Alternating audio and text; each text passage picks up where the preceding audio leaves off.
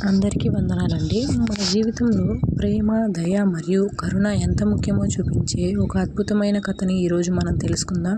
ఇది యేసుక్రీస్తు చెప్పిన మంచి సమరయుడు కథ. ఒకసారి ఒక వ్యక్తి యెరూషలేము నుండి యెరికో పట్టణానికి వెళ్తున్నాడు. ఆ మార్గం చాలా ప్రమాదకరమైనది. మార్గమధ్యంలో కొందరు దొంగలు అతనిపై దాడి చేసి అతన్ని కొట్టిపారేసి అతని వస్తువులన్నీ దోచుకొని వెళ్ళిపోయారు. అతను రక్తం కారుతూ సగం ప్రాణాలతో పడి ఉండిపోయాడు. ఆ సమయంలో ఒక యాజకుడు ఆ మార్గంలో వెళ్తున్నాడు. అతను ఆ వ్యక్తిని చూసినా ఆగి సహాయం చేయకుండా మెల్లిగా వెళ్ళిపోయాడు. తరువాత ఒక లేవీయుడు కూడా ఆ మార్గంలో వచ్చారు. అతను ఆ వ్యక్తిని చూసినా ఆగి సహాయం చేయకుండా మెల్లిగా వెళ్ళిపోయాడు. తరువాత ఒక లేవీయుడు కూడా ఆ మార్గంలోకి వచ్చారు. అతను కూడా ఆ వ్యక్తిని చూసి అటు వీటి దాటిపోయాడు. ఇద్దరు సహాయం చేయకపోవటం చాలా విచారకరం. కానీ ఆ తర్వాత ఒక సమరయుడు అక్కడికి వచ్చారు. ఆ సమరయుడు ఆ వ్యక్తిని చూసి అతని పట్ల దయతో, కరుణతో నిండిపోయాడు.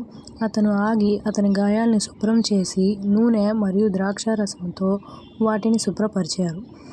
ఆ తర్వాత అతన్ని ఆ గాడిదపై ఎక్కించి దగ్గరలో ఒక ఆసరాగా ఉన్న ఇంటికి తీసుకువెళ్లారు.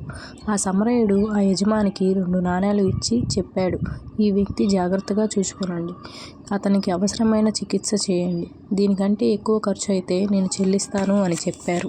ఈ కథను చెప్పిన తరువాత యేసు ఒక ప్రశ్న అడిగారు. ఈ ముగ్గురిలో ఎవరు దొంగల చేతిలో పడిన వ్యక్తికి పొరుగు మనిషిలాగా ప్రవర్తించారు? విని అందరూ దయతో వ్యవహరించిన వాడు అని చెప్పారు. అప్పుడు యేసు, మీరు కూడా దయతో ఉండాలని చెప్పారు.